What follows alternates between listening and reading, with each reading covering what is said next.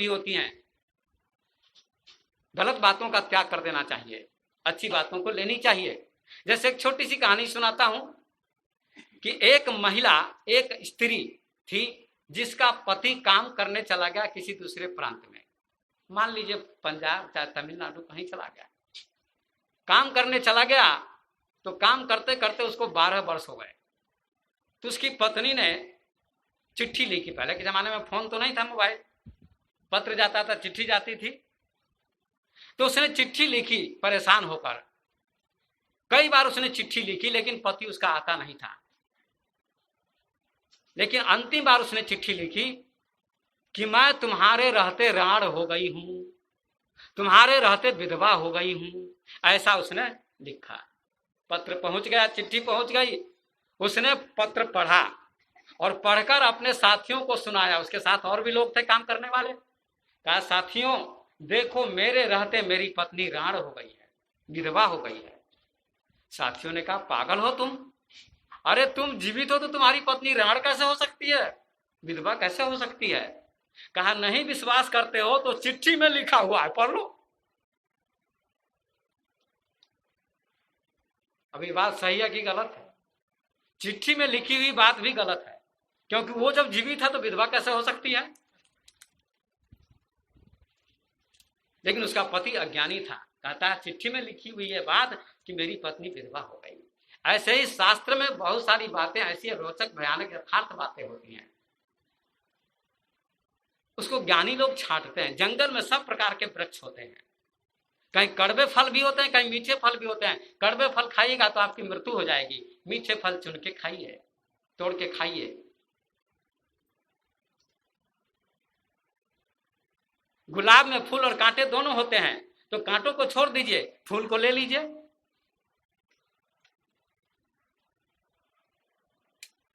तो मीरा को जहर दिया गया, और जब जहर दिया गया तो कहते हैं मीरा ने आंखें बंद की और आंखें बंद करके उसने जहर पी लिया कि ठीक है, अगर मेरी भक्ति सच्ची होगी, क्योंकि मीरा सारे जगत में कृष्ण को ही देखती थी। जित देखूं तित श्याममयी है, जहां भी देखती थी वहां कृष्ण को देखती थी। पत्ते पत्ते में सब जगह कृष्ण में उसकी दृष्टि थी। 100% उसका समर्पण था। 100% आप लोगों का समर्पण नहीं है, 50% भी नहीं है। अगर 50% भी हो मेरे प्रति लोगों का, तो छोटा सा आश्रम नहीं रहता बरियारपुर में, बड़ा आश्रम बन गया रहता। चाहे राजबाड़ा में अभी आश्रम बन जाता। दुर्गा मंदिर लोगों ने बना दिया। माता दुर्गा प्रवचन नहीं दे सकती है, प्रवचन तो हम लोग देते हैं, लेकिन वहां तो मंदिर बन गया लाखों का, लोगों ने दे दिया। लेकिन मेरे लिए लोगों ने चिंतन किया नहीं किया। जो मैं जिंदा हूं, जीवित हूं, प्रवचन देता हूं, प्रवचन सुनाता हूं, अध्यात्म की बात करता हूं, तो जीवित गुरु को कोई नहीं पूछता है। जब मर जाता है तो मुर्दे को पूछते हैं लोग, क्योंकि मुर्दा कुछ नहीं कहेगा, मूर्ति तो कुछ नहीं कहेगी आपको। उसको समय पर पट खोलना, फिर पूजा करना, वो आपकी मर्जी के गुलाम है मूर्ति। भगवान को भी आप गुलाम बनाते हैं, लेकिन गुरु को गुलाम नहीं बना सकते। गुरु आपको चोट करते हैं, आपके ऊपर, आपके अहंकार को तोड़ते हैं, आपके अनुसार गुरु नहीं चलते हैं। इसे लोग तिल मिलाते हैं। पढ़े लिखे लोग भी पास में नहीं आते हैं, डरते हैं। क्यों? क्योंकि जीवित गुरु आपके अहंकार को तोड़ते हैं, नष्ट करते हैं। हाँ में हाँ मिलाने वाला गुरु नकली होता है। क्रांतिकारी गुरु हाँ में हाँ नहीं मिलाता है, सत्य बोलता है। तुम मुझे मानो या ना मानो, आरती करो या ना करो, मेरी पूजा करो या ना करो, उसकी चिंता ज्ञानी को नहीं होती है, सत्यवादी को। इसलिए सज्जनों, मीरा ने जहर पी लिया। मीरा ने जहर पी लिया। कहते हैं 100% समर्पण हो तो जहर भी अमृत बन जाएगा, लेकिन 100% समर्पण नहीं लोगों का। वैज्ञानिक कहते हैं 100 डिग्री ताप पर पानी भाप बन जाता है। ऐसे ही 100% आपका समर्पण हो जाए तो जहर भी अमृत हो सकता है। क्योंकि शरीर के तल पर वो नहीं जीती थी मीरा, न मन के तल पर जीती थी। शरीर और मन दोनों से ऊपर उठ चुकी थी, वो आत्मा के तल पर पहुंच चुकी थी। इसीलिए जहर भी काम नहीं कर सका वहां। हमारे ही देश में एक महान क्रांतिकारी महापुरुष हुए ओशो रजनीश, उनको जहर दिया गया और 5 वर्ष तक उन्होंने जहर को पचाया और 5 वर्ष के बाद उनकी मृत्यु हुई। इसलिए 100% परमात्मा पर समर्पण हो जाए तो कभी कभी ऐसी घटना घटती है, मगर आप मत पीजिएगा, क्योंकि आपके पास इतना समर्पण नहीं है, नहीं तो उसी समय आपकी मौत हो जाएगी। आप गाते रहते हैं कि मिलता है सच्चा सुख केवल गुरुदेव तुम्हारे चरणों में, श्वासों में तुम्हारा नाम रहे, दिन रात सुबह और शाम रहे, हर वक्त यही बस काम रहे ध्यान तुम्हारे चरणों में। चाहे अग्नि में मुझे जलना हो, चाहे कांटों पर मुझे चलना हो, चाहे छोड़ के देश निकलना हो, पर रहे ध्यान तुम्हारे चरणों में। अच्छा, संसार को छोड़ के चलना पड़े, स्थिति आ जाए घर को छोड़कर जाने की, तब क्या करें? चाहे अग्नि में मुझे जलना हो, अग्नि में जलना हो तब, कांटों पर चलना हो तब। ये साधारण बात नहीं गाना, गाने से कुछ न होगा। वैसा जीवन आपका होना चाहिए, मीरा जैसा, प्रहलाद जैसा, सुकरात जैसा। कब ऐसी घटना घटेगी आपके जीवन में? इसलिए मीरा पी गई और कहते हैं अमृत हो गया, नहीं मरी वो। उसका ससुर तो परेशान हुआ, ये मरी नहीं, ये करामाती है, इसके अंदर जादू है। फिर कहते उसके सामने सांप की पिटारी भेजी, अब कैसे बचेगी? तो कहते पिटारी खोलती है तो सभी सांप माला बन गए थे, फूल की माला। फिर ससुर हार गया, हार तो गया ससुर, लेकिन कहा इसको घर से निकाल देना होगा, अभी घर में रहने लायक नहीं है। बगावती थी मीरा, उसने बगावत की। आप लोग सब गलत हैं, ससुर को कहा आप गलत हैं, सास को कहा आप गलत हैं, लेकिन पति उसका सही था, भोजराज, वो कुछ नहीं बोलता था। लेकिन बेचारे की मृत्यु हो गई, जल्दी मर गया और मीरा को घर से निकाल दिया। ये संसार कभी सत्य को बर्दाश्त नहीं करता है। वो कहानी सुनी होगी ना आपने, घोड़े वाली कहानी, कि बाप अपने ससुराल जा रहा था, बेटा कहता मुझे भी लेते चलिए नाना के यहाँ। बाप कहता चलो, तो बेटे को घोड़े पर बैठा दिया, घोड़ा कमजोर था, बाप नीचे नीचे चलने लगा। एक गांव आया, लोगों ने कहा राम राम, ये कैसा नालायक बेटा है कि ये 12 वर्ष का है, जवान है, घोड़े पर बैठा है, और बाप बूढ़ा है, नीचे नीचे जा रहा है, इसको शर्म भी नहीं आती। बेटे ने कहा सही कहते हैं लोग, बाबूजी, पिताजी ऐसा करिए, मैं नीचे हो जाता हूं, आप ऊपर बैठ जाइए घोड़े पर। पिताजी घोड़े पर बैठ गए, बेटा नीचे हो गया। दूसरा गांव आया तो वहां के लोगों ने कहा गजब हो गया, गजब हो गया, अनर्थ हो गया, ये कैसा बुढ़ा बाप है, लाज शर्म भी इसको नहीं आती है, बेचारा बेटा नीचे नीचे जा रहा है और ये बुढ़ा खसूट ऊपर बैठा हुआ है। बूढ़े ने कहा सही कहते हैं लोग, अरे बेटा ऐसा करो तुम भी घोड़े पर बैठ जाओ। बेटा भी घोड़े पर बैठ गया। तीसरा गांव आया, लोगों ने कहा अनर्थ हो गया, कलयुग आ गया, ये कमजोर घोड़ा है और बाप बेटे दोनों घोड़े पर बैठ गए हैं, अरे कैसा काम है, कितना पाप हो रहा है। बाप बेटे ने कहा ठीक ही कहते लोग, दोनों उतर जाते हैं घोड़े से। दोनों उतर गए घोड़े से।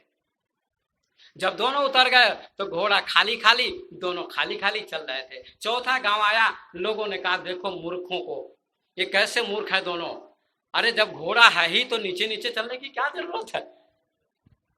बाप बेटे ने कहा दुनिया से जितना मुश्किल है, इसलिए अपना काम करो जो अच्छा काम है। अच्छा काम करेंगे तभी दुनिया निंदा करती है। चोरी करता है कोई तो उसकी भी निंदा होती है, और बहुत ज्यादा कोई भक्ति करता है या करती है महिला, उसकी भी निंदा करते हैं लोग, आलोचना करते हैं, बड़ी भक्तिन हो गई है। समाज से जितना बड़ा कठिन है। इसलिए हाथी चले बाजार, कुत्ता भौंके हजार, साधु को अभाव नहीं, निंदे चाहे संसार। हाथी रास्ते में चलता है, कभी कभी हाथी आता है, गांव में आता है तो क्या होता है, बच्चे लोग देखने जाते हैं, हाथी आया हाथी आया हाथी आया हाथी आया हाथी आया, चलो देखने, बड़े खुश होते हैं बच्चे, लगता है कोई खिलौना आ गया। और कुत्ते जो होते हैं वो अगल बगल से भौंकने लगते हैं, भौंकने लगते अगल बगल से। और हाथी जब तक गांव के बाहर नहीं चला जाता है तब तक कुत्ते भौंकते रहते हैं, लेकिन हाथी ध्यान बिल्कुल नहीं देता कुत्तों पर। हाथी मस्ती में चलता रहता है, भौंकने दे दो इन कुत्तों को, क्योंकि ये बेचारे मूर्ख हैं। हाथी के सूंड के सामने अगर जाएगा कुत्ता तो सूंड में लपेटेगा और सीधे समाप्त कर देगा, लेकिन उसके सामने कुत्ते नहीं जाते, अगल बगल से भौंकते हैं। ऐसे ही संत महात्मा ज्ञानी क्रांतिकारी आदमी हाथी के समान होते हैं और लोग अपना भौंकते रहते हैं, उनका काम है भौंकना। आपका काम है हाथी की तरह मस्त होकर सत्संग करते रहना, योग करते रहना, ध्यान करते रहना, भजन करते रहना। आप डरिए मत, कोई बोले कोई ठोले, कोई डाले सिर धूर, कोई स्तुति निंदा करे, कोई ज्ञानी कोई कूर, कोई माला पहनाता है, कोई प्रणाम करता है, कोई निंदा करता है, कोई स्तुति करता है। तुलसीदास जी भी कहते हैं कि निंदा स्तुति है सम ममता ममपत कंज, निंदा भी और स्तुति भी दोनों समान जिनके लिए हो जाती है वही ज्ञानी है।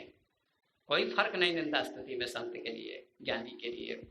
इसलिए मीरा ने स्वीकार किया और गांव से भगा दिया, मीरा को घर से निकाल दिया, निकल जाओ तुम घर में रहने वाली नहीं हो। मीरा ने कहा जो आज्ञा आपकी, ससुर की आज्ञा का पालन किया, परिवार के लोगों की आज्ञा का पालन किया और चल देती है। कहाँ चल देती है? अपने प्यारे की बस्ती में। उनका प्यारा कौन था? श्री कृष्ण। प्यारे की बस्ती कौन है? वृंदावन। वृंदावन में जाती है और वृंदावन में जाती है तो उनके साथ साथ और भी कुछ महिलाएं जाती हैं, लड़कियां जाती हैं। हम आपके साथ चलेंगी बहन, हमको भी ले चलो।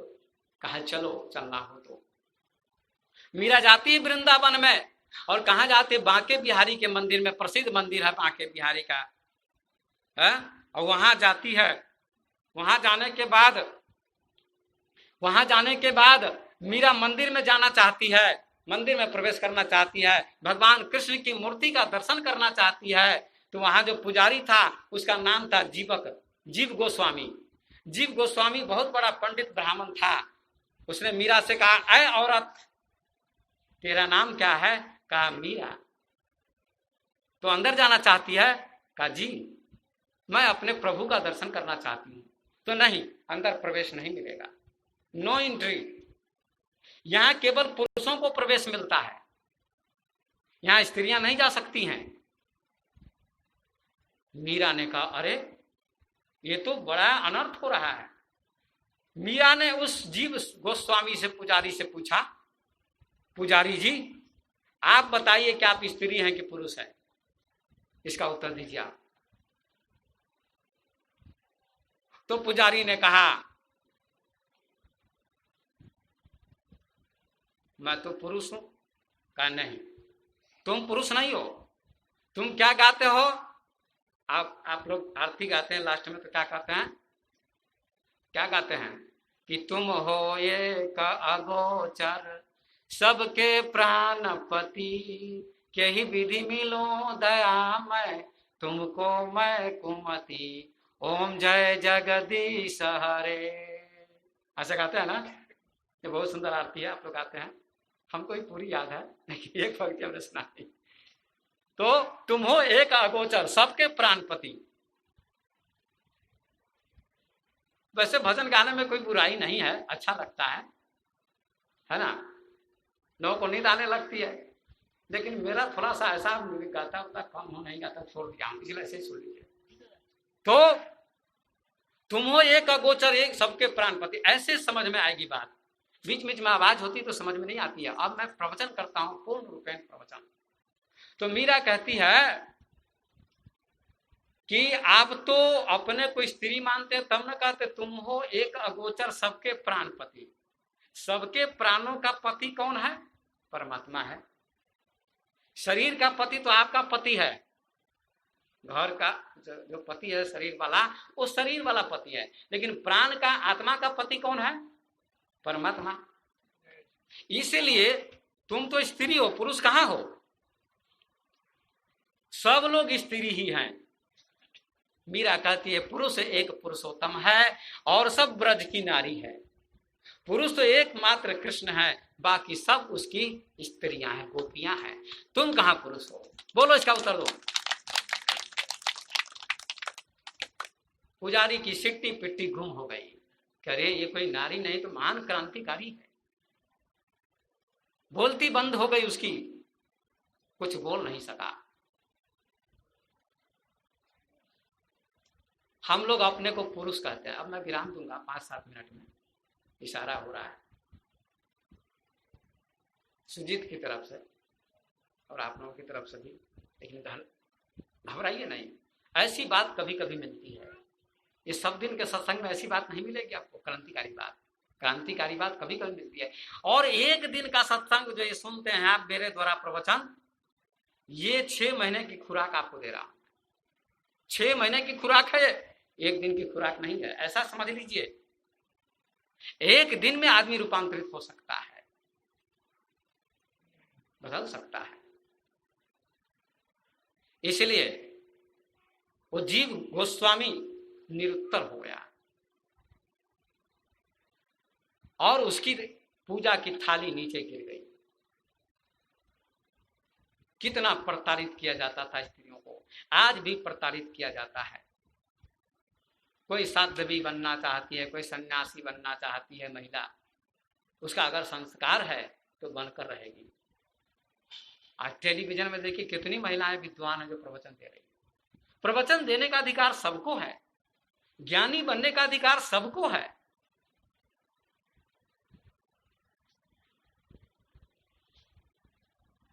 आप दिल्ली जाइए, हरिद्वार जाइए, वृंदावन जाइए, हर आश्रम में महिला पुरुष दोनों होते हैं, प्रवचन करता होते हैं। कोई साधारण नहीं होते, सन्यासी लोग होते हैं, विद्वान लोग होते हैं, महिलाएं भी विद्वान होती है, पुरुष होते हैं। ऐसा सोचकर आप लोग मत मानिए कि बाबा की कोई इच्छा ऐसी है। लेकिन कुछ लोग गलत धारणा बना लेते हैं कि विवेक बाबा की ऐसी इच्छा तो नहीं है।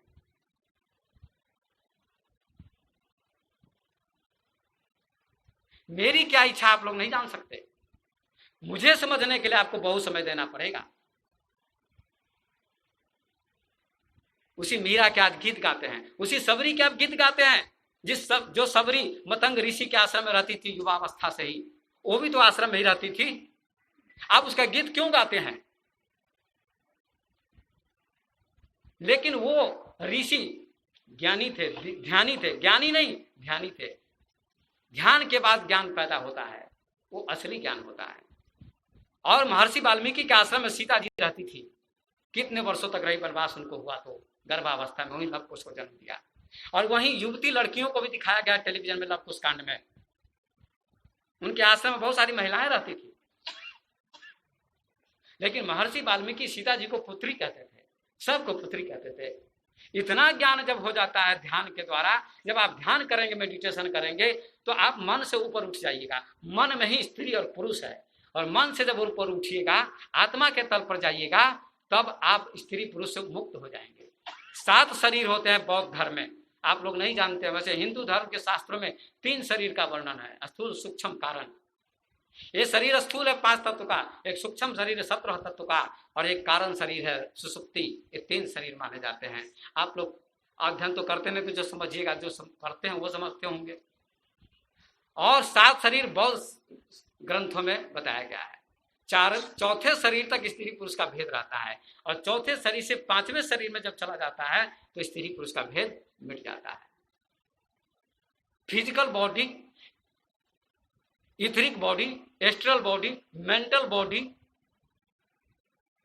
Spiritual body, cosmic body, bodiless body, ये 7 शरीर माने जाते हैं।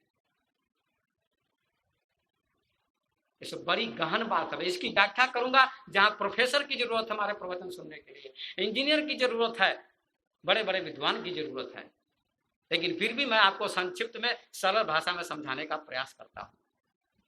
तो जहां स्त्री पुरुष से ऊपर उठ जाता है व्यक्ति, हमारे महात्मा लोग भी स्त्री पुरुष से ऊपर नहीं उठे हैं, इसलिए समाज के लोग उनको गुलाम बना लेते हैं। अरे स्त्री तो मां बन जाती है, स्त्री तो ब्रह्म हो जाती है, वहां स्त्री रहती कहां है? आपकी दृष्टि स्त्री की है, आपके मन में पाप है। जो चोर होता है दुनिया को चोर की दृष्टि से देखता है, दुनिया चोर है। जो डकैत होता है दुनिया को डकैत देखता है, जो शराबी होता है दुनिया को शराबी देखता है। जैसा चश्मा लगाइएगा वैसी दुनिया दिखाई पड़ेगी। दृष्टि बदलती है तो सृष्टि बदलती है, और नजरें बदलती है तो नजारे बदल जाते हैं।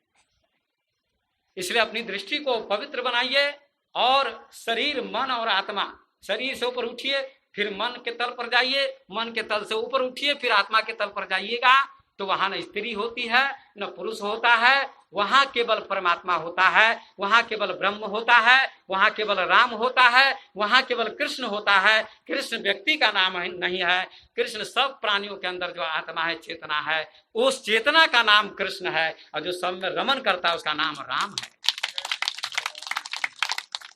राम कोई व्यक्ति नहीं है, राम समष्टि का नाम है, चेतना का नाम है, आत्मा का नाम है। अहम आत्मा गुड़ा केसा सर्वभूता से अस्थिता अहम आदिश्य मध्यम से भूता नाम अंत। ये बचा गीता के 10वें अध्याय में भगवान अर्जुन से कहते हैं, हे अर्जुन मैं आत्मा हूँ सभी प्राणियों के अंदर, अहम आत्मा गुड़ा केसा सर्वभूता से अस्थिता, मैं ही आदि हूँ, मैं ही मध्य हूँ, मैं ही अंत हूँ, ऐसा श्री कृष्ण कहते हैं। श्री कृष्ण आत्मा है, कृष्ण मन आत्मा, जो सबको आकृष्ट करे, आकर्षित करे, उसका नाम आत्मा। इसलिए मीरा अंदर चली जाती है और भगवान का दर्शन करती है, और दर्शन करके बाहर फिर लौट जाती है। और लौट के वृंदावन में भी तहलका मच गया कि कौन ऐसी लड़की आ गई, कन्या नारी, जिसने तहलका मचा दिया। जीव गोस्वामी को भी निरुत्तर कर दिया। कोई भी, बहुत लोग प्रश्न करने वाले आए उससे, सबके प्रश्न को उसने ध्वस्त कर दिया, सबके प्रश्नों का उत्तर दिया, सबको निरुत्तर कर दिया। ध्यान करिएगा, समर्पण 100% होगा तो आपका प्रश्न मिट जाएगा। प्रश्न ही नहीं रहेगा तो उत्तर कैसे? प्रश्न ही मिट जाएगा, प्रश्न ही मिट जाएगा, उत्तर की जरूरत नहीं पड़ेगी। सारे हार गए सारे लोग, और मीरा को वहां से भी भगा दिया गया, वृंदावन से भी भगा दिया गया, वहां भी रहने नहीं दिया। ये जब तक रहेगी तब तक हम लोग फीके हो जाएंगे। शेर जब गर्जना करता है जंगल में तो सारे जानवर भाग जाते हैं शेर की गर्जना को सुनकर। क्रांतिकारी पुरुष शेर के समान होते हैं, मैं भी शेर के समान हूं और मैं गर्जना करता हूं, मुझे कोई भय नहीं। बहुत से लोग हमको कहते विवेक बाबा डरपोक है, हमने सुना है राजबाड़ा के लोग कहते हैं।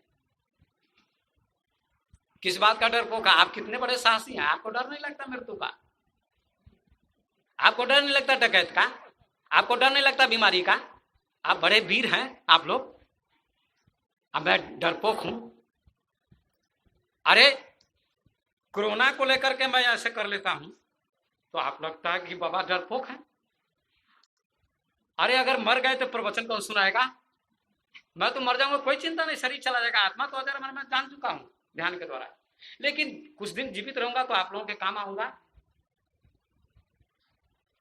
बोलिए, ये आनंद आएगा आपको मरने के बाद? फोटो आपको ज्ञान देगी, तस्वीर चित्र काम देगा, प्रवचन देगा। दुर्गा जी प्रवचन नहीं देती, ये सत्य है।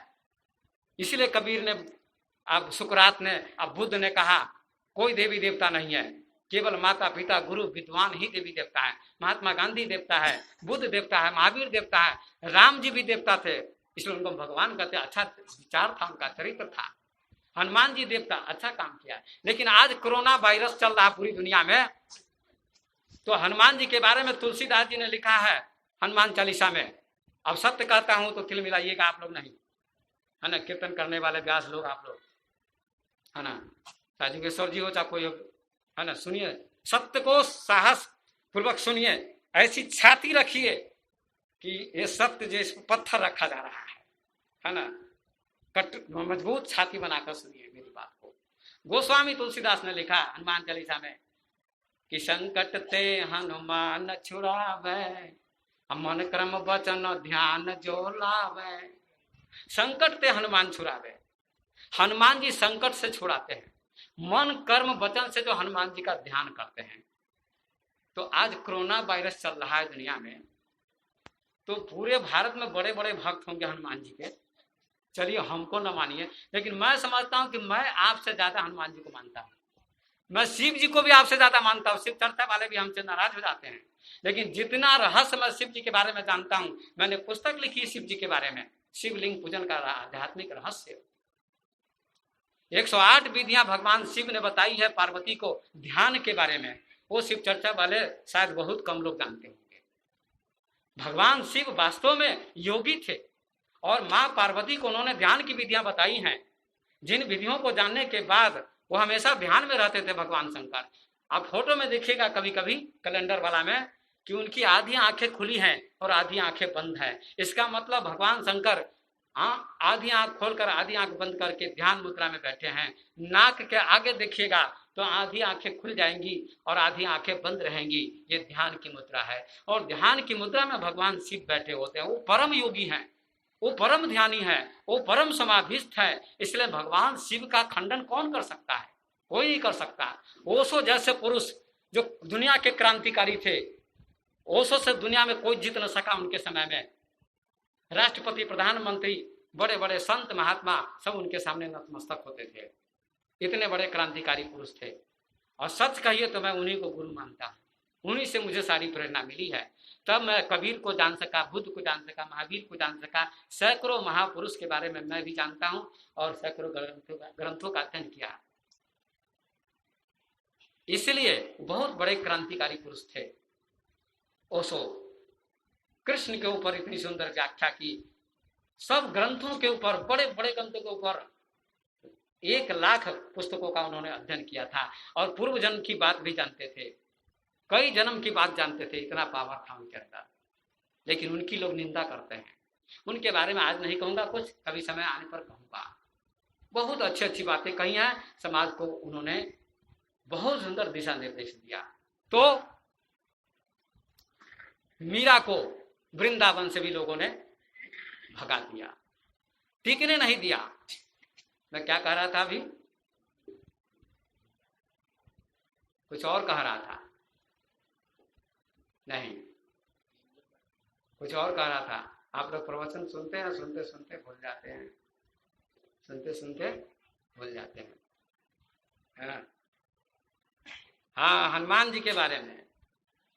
संकट ते हनुमान छुड़ावे, मन कर्म वचन ध्यान जुलावे। तो आज कोरोना वायरस को हनुमान जी के पास पावर है तो मिटा देना चाहिए। लेकिन कोरोना वायरस को कोई नहीं मिटा सकता है, क्योंकि आज हनुमान जी शरीर से नहीं है। हनुमान जी परम भक्त थे भगवान राम के, जिन्होंने लंका जाकर मां जानकी का पता लगाया। लेकिन शरीर से आज नहीं है। लोग कहते हैं वो अमर है, गलत बात है। सृष्टि में कोई अमर नहीं रह सकता, सृष्टि में कोई अमर नहीं हो सकता। भगवान बन के भी आए, उनको भी जाना पड़ा। भगवान राम को, भगवान कृष्ण को, भगवान शिव, चाहे भगवान बुद्ध, भगवान महावीर, जितने भी महापुरुष आए जाना पड़ा। आए यहाँ तो जाएंगे। राजा रंग फकीर एक सिंहासन चढ़ी चले बंधे जा, पर उनकी वाणी है, उनका ज्ञान है, उनका संदेश है, इसलिए वो पूज्य है। सभी वे महापुरुष हैं, वे आदरणीय हैं। उनको मैं कोटि कोटि प्रणाम करता हूं। लेकिन तो और ये भी लिखा है गोस्वामी जी ने कि जन के काम विलंब न कीजिए, आतुर दौड़ी महासुख दीजिए। ये आपने सुना होगा कि जन माने भक्त के काम में विलंब मत कीजिए। हनुमान जी जल्दी आकर दौड़कर कष्ट को दूर कीजिए, महासुख दीजिए। लिखा है गोस्वामी जी ने कि सूरज को निगल गए हनुमान जी बचपन में। लिखा है कि नहीं लिखा है? बाल समय रवि भक्ष लियो तो तीनों लोग भयो अंधियारो, आ देवन आनी करी बिनती तब छाड़ी दियो रवि कष्ट निवारो। लिखा है कि नहीं लिखा है? तो हनुमान जी तो अंतर्यामी है, सब कुछ है। तो आज कोरोना वायरस वास्तव में मिट जाना चाहिए, लेकिन ऐसा नहीं हो रहा। हनुमान जी महापुरुष थे, परम भक्त थे, लेकिन इस कोरोना वायरस को कोई नहीं मिटा सकता है। मिटाने की क्षमता है तो केवल वैज्ञानिक के पास, वो खोज कर रहे हैं। और खोज हो जाएगी, वैक्सीन निकल जाएगा, मिट जाएगा कभी ना कभी। इसलिए अध्यात्म जगत के हैं हनुमान जी, राम भगवान, कृष्ण भगवान, सारे महापुरुष वो अध्यात्म जगत के हैं। इसलिए वायरस वगैरह को कोई नहीं मिटा सकता, दवा से मिटेगा। तो मीरा को वहां से भगा दिया। मैं निंदा किसी की नहीं करता, हनुमान जी को बहुत मानता हूं, मैं आदर करता हूं। हनुमान जैसा भक्त सभी को होना चाहिए, समर्पण होना चाहिए राम जी के लिए। ऐसे आपको भी समर्पण भाव होना चाहिए गुरु के लिए, परमात्मा के लिए। हनुमान जी परम बंधनीय है। तो मीरा जी को निकाल दिया, मीरा जी को निकाल दिया वृंदावन से। और मीरा जी कहां चली गई? द्वारिका चली गई। और कहते हैं द्वारिका में कृष्ण भगवान का मंदिर था, वहां बैठ गई और अंत में कहते हैं भगवान में समा गई, मूर्ति में समा गई, ऐसा लिखा है। अब मुझे संसार में जाना नहीं है, मूर्ति में समा गई। और कहते साड़ी का थोड़ा सा पल्लू बाहर रह गया और शरीर मूर्ति में समा गई।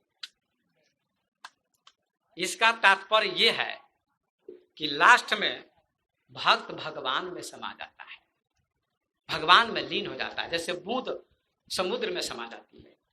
कबीर साहब इसका उदाहरण देते हैं, हे रत हे सखी, रहा कबीर हेराई, बुद्ध समानी समुद्र में शोकत हेरी जाए। बुद्ध समुद्र में समा गई तो अब ढूंढने से नहीं मिलेगी, मिलेगी नहीं मिलेगी। भक्त तो बूंद है, परमात्मा विराट है, सागर है, उसमें एक दिन समा जाना है। मीरा समा गई। हनुमान जी भी परम ज्ञानी थे, लिखा है रामायण में भी, ज्ञानी नाम अग्रगण्यम। लेकिन हनुमान जी से एक दिन भगवान राम ने पूछा, अब कीमती बात सुनिएगा, थोड़ी देर और 5 मिनट। ज्ञानी के शरीर में जो ज्ञान होता है, मैं चाहता रहता हूँ क्या पता कल ही मेरी मृत्यु हो जाए, कोई ठिकाना, मैं दे दूं, थोड़ा लुटा दूं, ले लीजिए। माता के स्तन में दूध होता है, वो पिलाना चाहती है, अगर नहीं पिलाएगी तो दूध बाहर चला जाएगा। बच्चों को पिलाना चाहती, बच्चों के लिए दूध होता है। ऐसे मेरे अंदर जो ज्ञान का दूध है, ध्यान का दूध है, योग्यता है, क्षमता है, बोलने की क्षमता, समझाने की क्षमता है, तो आप लोगों को मैं लुटा देना चाहता हूं ताकि आप लोग भी मुक्त हो सके मेरे साथ। इसलिए मैं चाहता हूं आप सब परम ध्यानी बने, परम ध्यानी बने। हनुमान जी से भगवान राम पूछते हैं, हनुमान तुमने हमारे सारे काम सफल किए, जानकी का पता लगाया, लंका को जलाया, तुम बताओ तुम में हम में क्या भेद है? अंतिम प्रश्न पूछते हैं। ये किसी और ग्रंथ में है, रामचरितमानस में नहीं है। तुम में हम में क्या अंतर है? तो हनुमान जी ने बड़ा सुंदर उत्तर दिया, स्वामी देह दृष्टिया तो दासो अस्मि, जीव दृष्टिया त्वत अंश कहा, आत्म दृष्टिया तो में वहां इति में निश्चला मते। हे स्वामी, देह की दृष्टि से आप स्वामी हैं, मैं आपका सेवक हूं, और जीव की दृष्टि से मैं अंश हूं, आप अंशी हैं। आप सागर में बूंद, और आत्म दृष्टिया तो में वाहम, आत्मा की दृष्टि से जो आप हैं वही मैं हूं। आपकी आत्मा मेरी आत्मा में कोई अंतर नहीं है। जैसे स्त्री की आत्मा और हमारी आत्मा, पुरुष की आत्मा, सबकी आत्मा वही है। स्त्री नीच नहीं है। पति शादी करके लाता है पत्नी को, तो शादी के समय में भी पत्नी पति को प्रणाम करती है, बड़ा समझ के। लेकिन पत्नी अगर बड़ा है, पूज्य है, तो उसके साथ बच्चे पैदा करने का कोई अधिकार नहीं है। वो दोनों समान हैं, जैसे 2 आंखें हैं, पति पत्नी 2 पैर हैं। बहुत गहरा रहस्य है। दोनों का परस्पर प्रेम होना चाहिए। लेकिन फिर भी हमारे भारतीय संस्कृति में, हमारी भारतीय संस्कृति में पति को बड़ा श्रेष्ठ माना जाता है। पतिव्रता होनी चाहिए स्त्री को। गोस्वामी जी ने अरण्य कांड में कह दिया, अनसुईया जी समझाती हैं कि पति प्रतिकूल जनमी जह जाई, अब विधवा होए पाए तरुणाई। पति के प्रतिकूल जो चलती है वो दूसरे जन्म में युवावस्था में ही विधवा हो जाती है। तो क्या पति को नहीं पत्नी व्रत होना चाहिए? पति को भी पत्नी व्रत होना चाहिए। क्या पति को छूट है कि 10 जगह जाए? वो नहीं, पति का भी धर्म है पत्नी व्रत होना चाहिए। जब दोनों एक दूसरे से प्रेम करेंगे तो कभी दोनों में विवाद नहीं होगा। अमेरिका में पति पत्नी का विवाह हुआ तो लड़की पत्नी कार चला रही थी, वहां कार का वैल्यू नहीं है, महत्व नहीं है। साइकिल पर कोई चलेगा, मोटरसाइकिल पर चलेगा तो बड़ा महत्व होगा। आए मोटरसाइकिल पर जा रहा है, साइकिल पर जा रहा है, वहां कार तो नौकर जो आता है पोछा लगाने घर में, नौकरानी आती है, वही कार में बैठ के जाती है। इतना धनी देश है हमारा देश, विकसित नहीं विकासशील है। अमेरिका विकसित है, इंग्लैंड विकसित है। तो दोनों में क्या हुआ, संयोग से दोनों जा रहे थे, कार चला रही थी, चलाते हुए उसकी उंगली कट गई। कुछ घटना हुई, थोड़ी सी दुर्घटना। उसने जाकर मुकदमा कर दिया कोर्ट में मुकदमा में वो जीत गई। पति से उसने कहा मैं 10 लाख रुपए जुर्माना लूंगी। जज से कहा मैं अपने पति से 10 लाख रुपए जुर्माना लूंगी। धनी बनी थी वो। तो जज ने कहा कि छोटी सी अंगुली कट गई, थोड़ी अंगुली कट गई, अंगुली में से थोड़ा भाग कट गया, तो इसके लिए तुम 10 लाख रुपए क्यों मांग रही हो? ये तो बहुत ज्यादा है। जीत मान लिया तुम्हारी हुई, लेकिन 10 लाख रुपए क्यों मांग रही हो? कहा महाराज जज महोदय, न्यायाधीश जी, ये अंगुली जो कट गई है वही कीमती थी। कहा कैसे?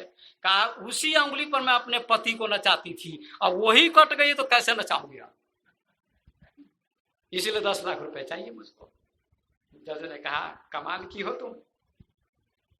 तो पति पत्नी दोनों में परस्पर प्रेम होना चाहिए, विवाद नहीं होना चाहिए। तो भगवान राम को उत्तर दिया हनुमान जी ने, आत्मा की दृष्टि से सब समान है। वही हवा सबको मिलती, स्त्री को भी पुरुष को भी उतनी ही हवा, उतनी ही रोशनी सबको मिलती है।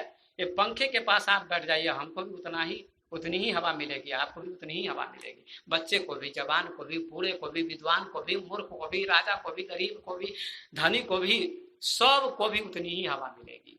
तो फिर स्त्री में भी तो वही आत्मा है। इसलिए परस्पर प्रेम होना चाहिए। ठीक है, आपका भाव है, प्रणाम करते अच्छी बात है, मैं इसको बुरा नहीं मानता, लेकिन पत्नी को भी भगवती मानना चाहिए पुरुष को।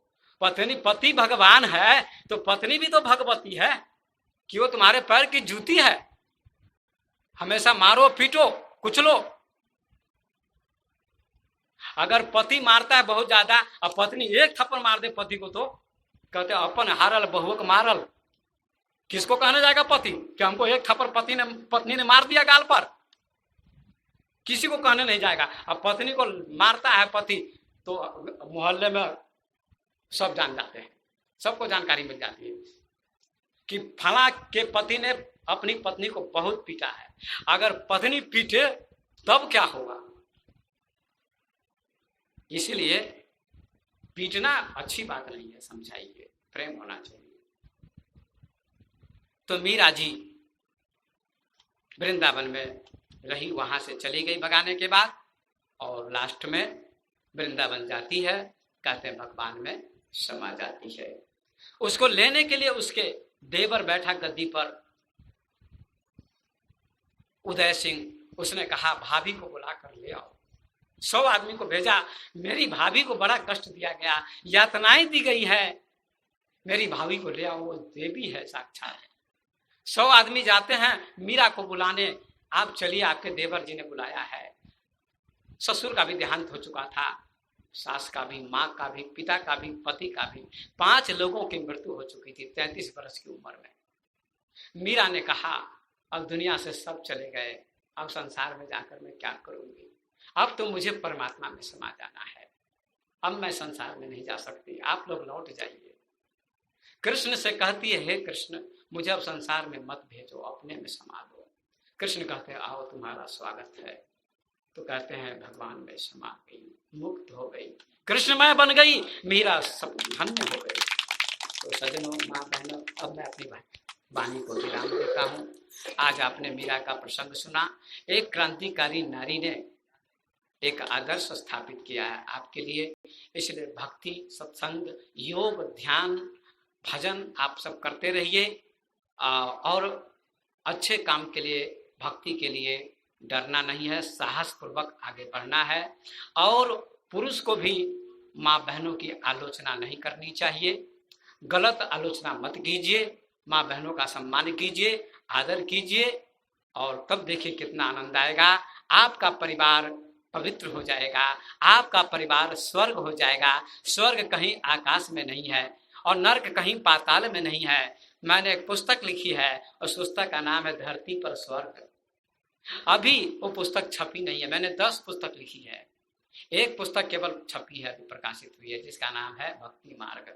मैंने रामचरितमानस पर ही वो पुस्तक लिखी है, और अच्छी अच्छी पुस्तकें लिखी हैं जिनका प्रकाशन नहीं हुआ है। लेकिन अब कहते शायद प्रकाशन होगा कि ना होगा, इसीलिए मैंने YouTube चैनल खोला है और प्रवचन देता हूँ। अभी भी रिकॉर्डिंग हो रही है, आप सुन सकते हैं। मैंने वहां भी कहा था तीसरे दिन कि यूट्यूब चैनल पर मेरा प्रवचन चल रहा है, आप लोग सुन सकते हैं। जिनके जिनके पास मोबाइल होगा, कृपया मैं निवेदन करता हूं, आग्रह करता हूं कि आप यूट्यूब चैनल खोलिए, देखिए। स्वामी विवेक ऑफिशियल नाम से खुला है, इसलिए आपसे निवेदन है, प्रार्थना है कि आप जो है यूट्यूब चैनल खोलिए, देखिए मेरा प्रवचन उसमें आपको सुनने को मिलेगा, फोटो के साथ, चेहरा के साथ, तस्वीर के साथ।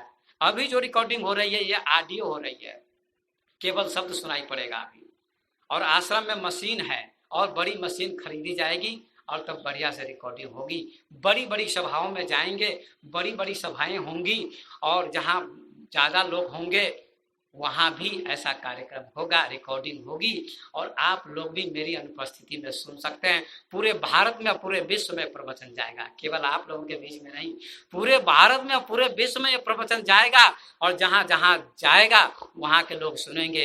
तो आप लोग सब्सक्राइब भी कीजिएगा। जो लोग भी मेरी बात सुन रहे हैं, मेरी आवाज को सुन रहे हैं, युवकों से भी निवेदन करता हूं, हमारे गांव के युवक, हमारे राजवाड़ा के युवक, हमारे भारत के युवक, मैं आपसे आग्रह करता हूं कि आप लोग यदि युवक हैं तो आपको ध्रुव की तरह होना चाहिए, प्रहलाद की तरह होना चाहिए, नचिकेता की तरह होना चाहिए, विवेकानंद की तरह होना चाहिए, ऐसे युवकों की भांति होना चाहिए। और आप अध्यात्म को भी सुनिए, प्रवचन को भी सुनिए और आगे बढ़िए। आपके माता पिता का नाम उजागर होगा, आपके गांव का नाम उजागर होगा। ये राजबाड़ा गांव जहां सत्संग होता है, अच्छी बात है, और भी पूरा गांव भक्त बन जाए, पूरा गांव योगी भक्त ध्यानी ज्ञानी बन जाए और ये गांव वृंदावन बन जाए, ये गांव अयोध्या बन जाए, ये गांव हरिद्वार बन जाए, सारा गांव, सारा क्षेत्र ये हरिद्वार बन जाए, तीर्थ बन जाए। ये मैं निवेदन करता हूँ। इन्हीं शब्दों को कह के मैं अपनी वाणी को विराम करता हूँ। आज मीरा का प्रसंग आपको सुनाया और मीरा के प्रसंग को सुनकर आप अपने जीवन को कृतार्थ करेंगे। इन्हीं शब्दों के साथ विराम देता हूँ। धन्यवाद।